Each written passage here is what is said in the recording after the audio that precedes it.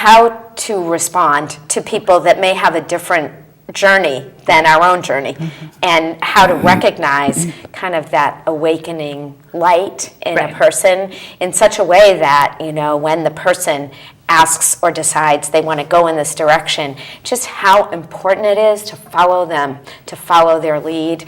And that is the process of really understanding the multiple ways that people can go about recovery is a really important part of the training.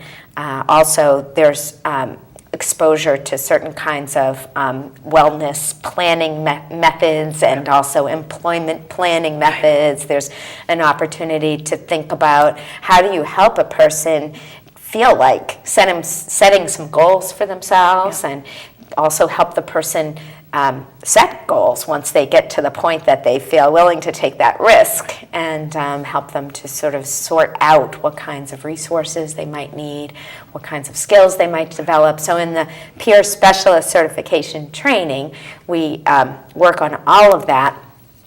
And maybe almost the most fundamental aspect of that training is really internally coming to terms with how valuable that personal lived experience of recovery is, and how to use it in such a way that you're not kind of mowing over somebody with your own experience, but using it as a way to support both the person and the mental health system around the person to understand, what that person might be going through. So to really encourage the sharing and the partnership, not like, woe is me, this is what I've been through, but let me share with you what I've been through and how I can help you establish how you want to go forward, and maybe spare you a little pain, but also help you in the direction and help you develop. Again, being the supportive kind of conduit for the person. This training was developed initially, the one that we're using in Georgia, actually. Oh. And we like to think of southern states as behind us northern states, and I'm finding the more I live, the less that's clearly true. And this wonderful group called Appalachian Consulting Group developed this training, and around what you were just talking about, one of the a key component is really making a distinction between what's my illness story, what's my woe is me story, and what is my recovery story. And that's our story about how I moved ahead and what I did and didn't do to do so. That's the recovery story. Right, and it's really powerful when people click into it. I've known several people who have gone through the training, and it just really changes their frame of reference. It changes their perspective to say, okay, I've been through some challenges, this is where I am, this is where I want to go, and this is how I fit in with other people, and kind of helping move other people along. So it's really an empowering experience for people. So it's very cool. So let's talk about some of the other initiatives that you do at the Transformation Center beyond just training, which is, we understand, very significant, but you do other great things. And? Me first? Okay. Okay. Well, we do policy work.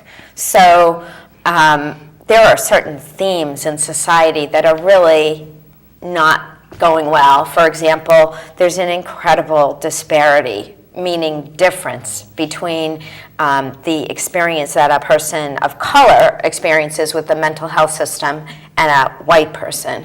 And so we're working with a Consumers of Color peer networking project that's part of our organization to highlight those disparities, to bring in voices of people of color. A lot of times there are many more people of color in the prison system than in the mental health system, and that, we're working on just the whole physical healthcare disparity that goes along with that as well. Yes.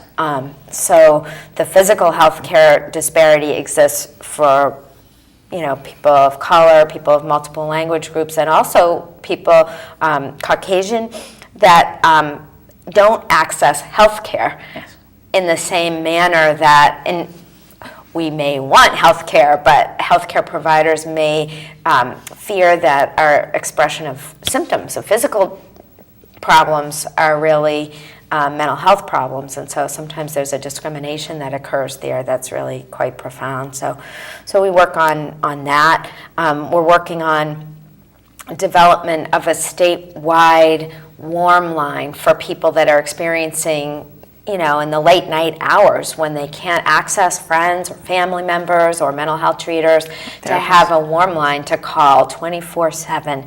That's a work in progress. It's not available now, but we're working with state funders, Medicaid, and we're working with Mass Health and the Department of Mental Health and other interested providers around that. Okay. And we're also working on the whole theme of the effect of trauma in society and how related trauma histories are to mental health conditions. We're just noticing and know that an extremely high percentage of people that are in state hospitalizations for mental health conditions also have trauma histories. Mm-hmm. And we're working with programs, including our own, to develop trauma sensitivity so that really, even if you don't know what that person's history is, you can do your program and do your activities in a way that's sensitive to everyone, that may include people with trauma histories. That includes diversity and is very inclusive so that people don't feel alienated from the start when you're trying to help them. So just to increase really the understanding around that, that's very important. Yeah. That's terrific. I've been excited by the work that we've begun to do in outreach to the deaf and hard of hearing community. Oh, wonderful. Which has been exciting. It's been a sort of a work-long passion of mine, and I'm excited that we're beginning to incorporate deaf and hard of hearing community into RAP programs and other training programs where interpreters are being provided, so that community, and also the Peer Facilitators Project, so that that community has access to these supports as well. And perhaps the Latino Peer Networking Project. That's, we're just actually still accepting resumes, and so who knows who's out listening to this. If you're bilingual and bicultural in Spanish language, we're recruiting a person ideally with their own personal lived experience of mental health recovery. We're not excluding others, but we're connected with a number of different Latino peer support efforts across the state, and this person will be further networking and deepening access to peer support. Great. That will include bringing in some trainers that we have that are Spanish speaking and Spanish culture, to expand the numbers of people that are out there doing peer support meetings. Yeah. And to make it overall just a more inclusive and diverse place for people to be and to get the support that they need. So in conclusion, as we wrap up, I know your website is not yet launched, but do you want to tell people it's coming on the end of September? Do you want to tell people what that is, and also give people the number where they can reach you if they have questions? Yeah, we have 617-442-4111 is the telephone number, and you can probably see on the screen the email address for us, and that's info@transformation-center.org, and that will also be the website at the end of September. It will be www.transformation-center.org. Terrific, so we'll look forward to seeing that.